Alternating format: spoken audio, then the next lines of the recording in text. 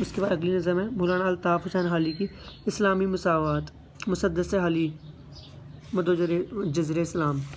اچھا، کسی قوم کا جب الٹتا ہے دفتر تو مسخ ان میں ہوتے ہیں پہلے تو انگر، کمال ان میں رہتا ہے باقی نہ جوہر، نہ عقل ان کی ہادی، نہ دین ان کا رہبر۔ یہاں سے شعر شروع ہے، پہلا یہ اس کا بند تھا۔ اس کے اندر ہم لکھ سکتے ہیں نہ دنیا میں عزت نہ ذلت، نہ عزت کی پرواہ، نہ عقبہ میں دوزخ، نہ جنت کی پرواہ۔ اس میں مجھے کچھ خاص شعر کا نہیں پتہ، لیکن اس کے اندر ہم جو تشریح میں کر سکتے ہیں شامل وہ ایک یہ شعر ہے، اور باقی اس کی ورڈز کی تشریح کر سکتے ہیں ہم زیادہ۔ اس میں شرم ہے ان میں نہ غیرت نہ خوئے احترام، ان کی الفت بے صداقت ان کا کینہ بے لگام۔ یہ شعر ابھی تو مجھے پتہ ہے۔ اس میں نہ مظلوم کی آہوازاری سے ڈرنا، نہ مخلوق کے حال پر رحم کرنا، ہوا و ہوس میں خودی سے گزرنا، تغیش میں جینا نمائش پہ مرنا۔ یعنی کہ بالکل کسی کی پرواہ نہ کرنا، کوئی کسی کے اوپر ظلم ہو رہا ہے آپ کا اتنا مطلب کہ بالکل ہی آپ اندر سے مردہ ہو چکے ہیں، یہ بات کی جا رہی ہے ایک طرح سے۔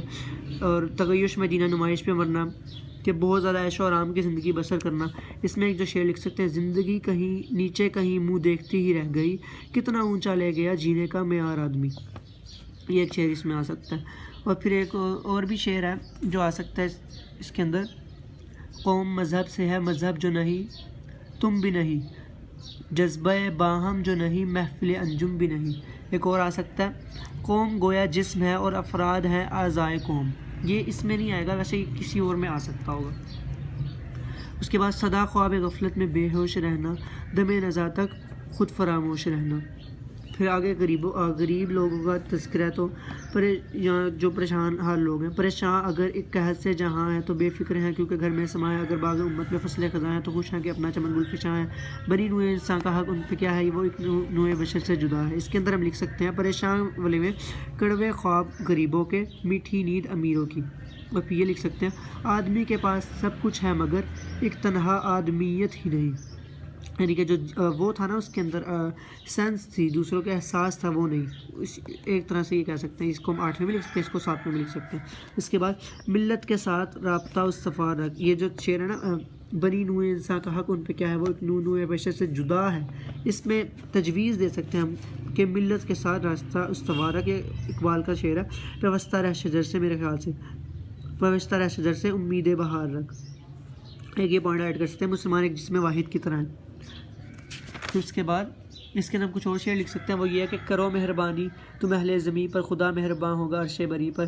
یہ لکھ سکتے ہیں ہے لوگ وہی جہاں میں اچھے آتے ہیں کام جو دوسروں کے، یہ لکھ سکتے ہیں۔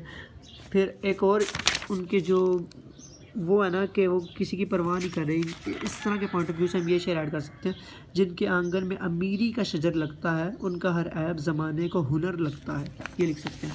پھر آگے جو ہم چل رہے تھے تسلسل سے، اس میں آگے آئے گا کہاں بندگان ذلیل اور کہاں وہ بسر کرتے ہیں بیگم قوت و نہ وہ پہنتے نہیں جو سمور و کتاب و مکان رکھتے ہیں رشک خلد جنا وہ، یہاں روٹی کپڑا اور مکان اس کا ذکر ہے دوبارہ سے، تو پھر ہم یہاں دوبارہ ایڈ کر سکتے ہیں کڑوے خواب غریبوں کے، میٹھی نیند امیروں کی۔ اور پھر ایک گندم والا شعر ہوتا ہے، یہ والا گندم امیر شہر کی ہوتی رہی خراب، بیٹی مگر غریب کی فاقوں سے مر گئی، یہ شعر اس میں ایڈ کر سکتے ہیں۔ پھر آگے دیکھیں نہیں چلتے وہ بے سواری قدمبر، نہیں رہتے بے نغمہ ساز و دمبر۔ بے نغمہ ساز مطلب کہ موسیقی اور رقص و سرور کی جو محفل ہوتے ہیں ان کے بغیر ان کا گزارا نہیں ہوتا، یہ کہہ سکتے ہیں۔